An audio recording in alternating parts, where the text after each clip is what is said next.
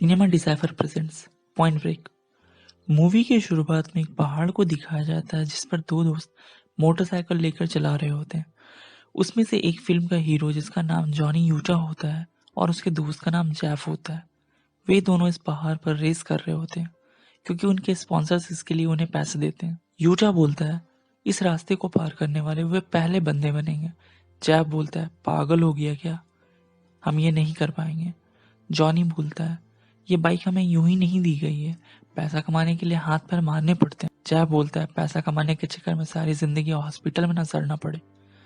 Johnny बोलता है हम यह कर लेंगे दोस्त, बस तुम मेरे पीछे पीछे आना। जॉनी अंत में पहाड़ की चोटी पर पहुंचकर एक बेहतरीन स्टंट करते हुए अपने सफर का अंत करता है, लेकिन वहीं छलांग लगाते हुए जैफ का बाइक स्किड कर जाता है और किनारे की ओर गिर जाता है। जॉनी बाइक को ऊपर खींचने की कोशिश करता है और साथ ही जैफ को फुल रेस देने के लिए कहता है, लेकिन वह उसे ऊपर खींच नहीं पाता। इस प्रकार जैफ बाइक के साथ पहाड़ की चोटी से खाई में गिर जाता है जहां उसकी मृत्यु हो जाती है। इसके बाद सीन कट होकर 7 साल बाद का समय दिखाया जाता है जहां वह FBI ज्वाइन करने के लिए एक कड़ी ट्रेनिंग से गुजर रहा होता है। इसके बाद वह एक ऑफिसर के चैम्बर में जाता है जो उससे बातें करता है और जांचता है कि वह FBI के लायक है या नहीं। वह ऑफिसर बोलता है कि तुम जिस दुनिया से आए हो वो पागलपन से भरा हुआ था। साथ ही उसका दिल यह बिल्कुल नहीं मानता कि वह एक FBI एजेंट बनने के लायक है। जॉनी कहता है मैं बन सकता हूँ। इस पर ऑफिसर कहता है तो साबित करके दिखाओ। उसके बाद FBI एकेडमी के क्लासरूम को दिखाया जाता है जिसमें वही ऑफिसर एक वीडियो क्लिप को दिखाता है जिसमें कुछ बाइकर्स नकाब पहनकर एक कच्चे हीरे की कंपनी को लूटता है। यह कारनामा बहुत हैरत अंगेज होता है क्योंकि यह कंपनी 100 मंजिल ऊपर होता है और वह हीरो को चुरा कर बाइक से 100 मंजिल ऊपर से कूद जाता है। हीरे किसी गांव के गरीबों में बांट देता है। सीन कट होता है और 2 हेलमेट पहने व्यक्तियों को दिखाया जाता है जो किसी प्लेन में नीचे के स्टील के प्लेट को खोलकर कार्गो प्लेन में घुस जाते हैं। कार्गो प्लेन में नोट के 2 बड़े बड़े बंडल होते हैं। वे चोर नोट के दोनों बंडलों को प्लेन खोलकर गिरा देते हैं। साथ ही प्लेन के पायलट को मिडिल फिंगर दिखा के कूद जाते हैं। वे हवा में ही नोट के बंडलों के रस्सी को काट देते हैं जिससे सारा नोट हवा में ही उड़ने लगता है।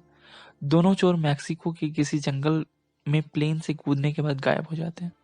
ऑफिसर को कुछ सबूत और दिखाता है और बोलता है मैं यह नहीं जानता कि वे ये अपराध क्यों कर रहे हैं, पर मैं उनका मकसद शायद जानता हूँ। वे चोर कुछ ऐसा करना चाहते हैं जिसे ओजाकी 8 कहते हैं। फिर उस ऑफिसर को ओनो ओजाकी के बारे में बताता है कि वे कुदरत के दीवाने थे और एक एक्सट्रीम एथलीट थे। इन्होंने एक्सट्रीम स्पोर्ट्स की दुनिया को 8 चुनौतियों में बांटा। जो उन चुनौतियों को पूरा करने का सही तरीका ढूंढ लेता उन्हें मोक्ष मिल जाता। ये बंदे 3 चुनौतियों को पूरा कर चुके हैं। इमर्जिंग फोर्स अफ्रीका में, बर्थ ऑफ स्काई एवरेस्ट पर और अवेकनिंग अर्थ मैक्सिको में। और अगर मैं गलत नहीं हूं तो फ्रांस में 10 साल बाद 100 फुट ऊंचे लहरें उठेंगी, वे वहीं होंगे। ये चौथी चुनौती होगी। Life of water stream athlete की पहचान एवं अपराध की वजह का पता लगाने का काम सौंपता है। टेम्पोररी FBI ID देता है और फ्रांस जाने को कहता है। जॉनी फ्रांस पहुंचता है और एजेंट से मिलता है। वह उसे समुंदर के बीच में एक स्पीड बोट से लेकर जाता है। यहाँ बहुत ऊंची ऊंची लहरें उठ रही थी जहाँ कुछ लोग सर्फिंग कर रहे थे। यूटा भी बोट सर्फिंग के लिए चल पड़ता है।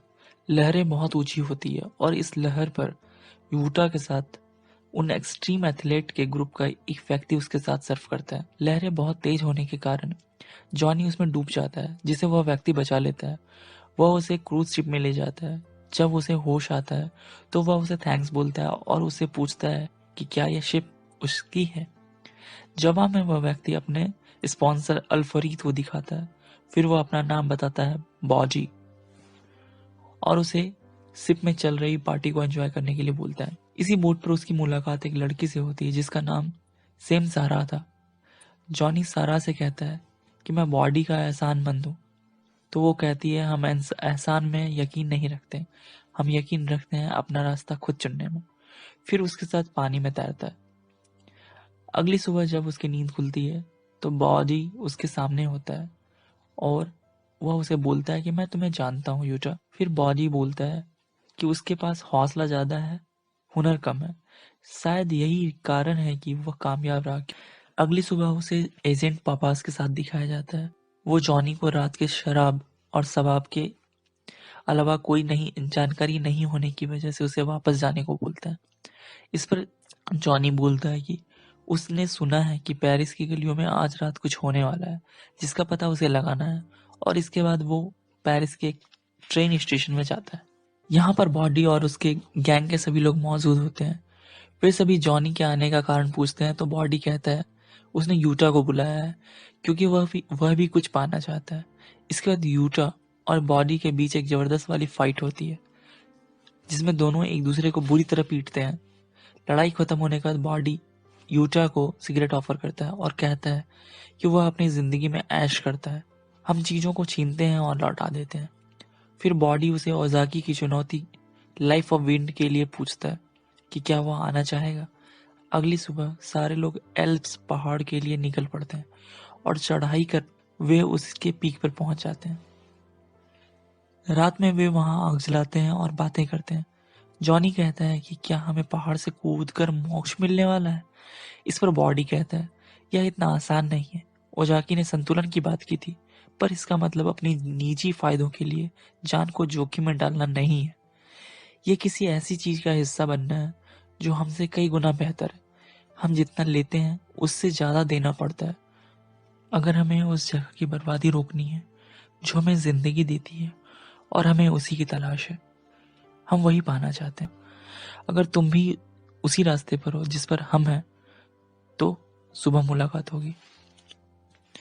अगली सुबह यूटा सहित चारों लोग विंग सूट पहनकर अल्प्स पहाड़ी की चोटी से कूद जाते हैं और सारे लोग सही सलामत नीचे आ जाते हैं। सारा भी यहाँ उन सबको ज्वाइन करती है। बॉडी और यूटा के बीच बहुत सारी बातें होती है। जेफ की बातों को लेकर बॉडी बोलता है हम सिर्फ अपने रास्तों के लिए जिम्मेदार हो सकते हैं, दूसरों के लिए बिल्कुल नहीं। सारे लोग छठी चुनौती लाइफ ऑफ आइस के लिए इटली के एक पहाड़ पर पहुंच जाते हैं और वहां से आइस स्केटिंग करने के लिए चल पड़ते हैं। पर इस आइस सर्फिंग में एक बंदे की मौत हो जाती है। अल्फरीद ने पल झपकते ही इस पहाड़ में एक शानदार पार्टी का इंतजाम कर दिया। यहाँ यूटा और सारा के बीच बातचीत शुरू होती है। सारा यहाँ बताती है कि जब वो 9 साल की थी और बर्फीले तूफान में उसके माता पिता चल बसे तो ओजाकी ने उसे एक घर दिया। सारा बताती है कि ओजाकी इतने काबिल थे कि वे 8 चुनौतियों को पूरा कर सकते थे, लेकिन उन्होंने अपनी जान कुर्बान कर दी उस चुनौती को कुछ वापस देने के लिए। उन्होंने अपनी छोटी कश्ती नॉर्थ अटलांटिक में रोकी। नॉर्वे के एक बड़े जहाज और हम्पबैक वेल्स के टक्कर हुई। उनकी कश्ती पर एक लड़का मौजूद था, केवल वही जिंदा बचा। वो लड़का कोई और नहीं बॉडी था। बॉडी वो पूरा करना चाहता है जो ओजाकी करना चाहते थे। इसके बाद वे एक दूसरे को किस करते हैं और फिजिकली इंटीमेट हो जाते हैं। सारे लोग कच्चे सोने की खान के पास जाते हैं और बॉडी बोलता है कि कुदरत को कुछ लौटाने का समय आ गया है। वे उस खान को बम से उड़ाने के लिए सारे एक्सप्लोसिव खान के आसपास लगा देते हैं। बॉडी को एक्सप्लोसिव के रिमोट कंट्रोल को देकर उसके अन्य साथी पहाड़ से कूद जाते हैं। इधर जॉनी बॉडी पर गन तान देता है और अपने को FBI बताकर रिमोट कंट्रोल फेंकने को बोलता है, लेकिन बॉडी बेखौफ होकर रिमोट कंट्रोल का बटन दबा देता है और बाइक लेकर पहाड़ों से नीचे उतरने लगता है। जॉनी भी उसे पकड़ने के लिए उसके पीछे बाइक से जाता है। नदी किनारे दोनों ही अपने बाइक से गिर जाते हैं। बॉडी यूटा से बोलता है कि जब वह पेरिस आया था तभी उसे पता था कि वह एक पुलिस वाला है।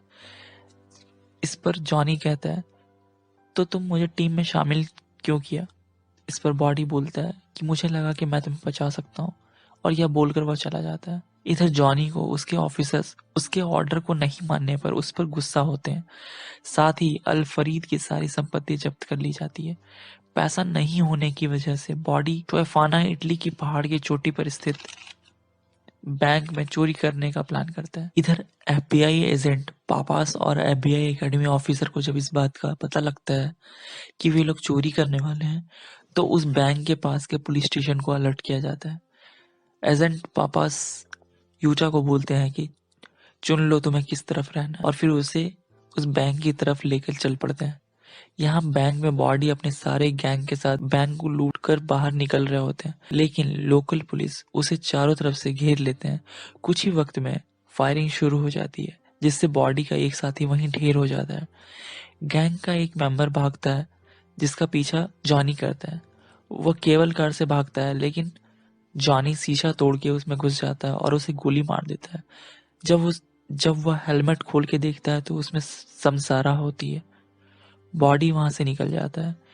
इधर ऑफिस में बहुत रिसर्च करने के बाद उसे 7वीं चुनौती मास्टर ऑफ 6 लाइफ को खोज निकालता है। इसके अनुसार आपको ग्रेविटी के खिलाफ जाना होता है। फ्री सोलो रॉक क्लाइंबिंग, बिना रस्सी, बिना बचाव और बिना सहारे के।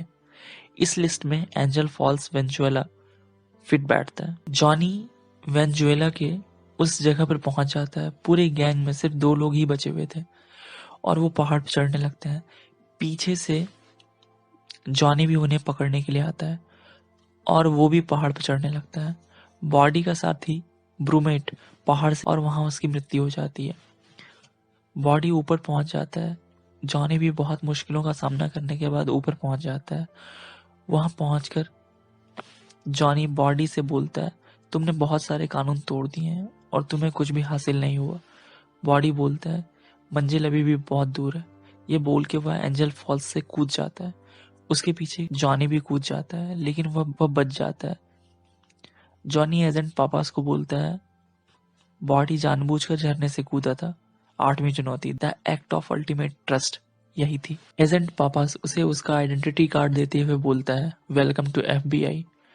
उसके 17 महीने के बाद का सीन पैसिफिक ओशन में दिखाया जाता है, जहां समुद्र में बहुत बड़ी बड़ी लहरें उठ रही थी और समुद्र में एक बोट नजर आ रही थी। जॉनी हेलीकॉप्टर से उस बोट पर उतरता है और बॉडी से मिलता है। बॉडी ओजाकी की एक चुनौती जिसे जॉनी की जान बचाने के लिए छोड़ दिया था, वह उसकी अंतिम चुनौती को पूरा करने के लिए आया था। जॉनी उसे गिरफ्तार करने आया था लेकिन बॉडी उससे कहता है कि उसे अपनी मंजिल को पा लेने दे। यूटा उसे बोट पर छोड़ के हेलीकॉप्टर में वापस चला जाता है। बॉडी अपने बोर्ड को निकालता है और सर्फिंग के चला जाता है। बॉडी उस लहर में कहीं खो जाता है और यूटा वापस आ जाता है। इस मूवी का बजट था $105 मिलियन और बॉक्स ऑफिस पर इसकी कमाई हुई थी $133.7 मिलियन। IMDb पे इसकी रेटिंग है 5.3। बॉडी का रोल किया है एडगर रेमिरेज ने। यूटा का रोल ल्यूक ब्रेसे और सामसारा का किरदार निभाया है टेरेसा पाल्मेर ने।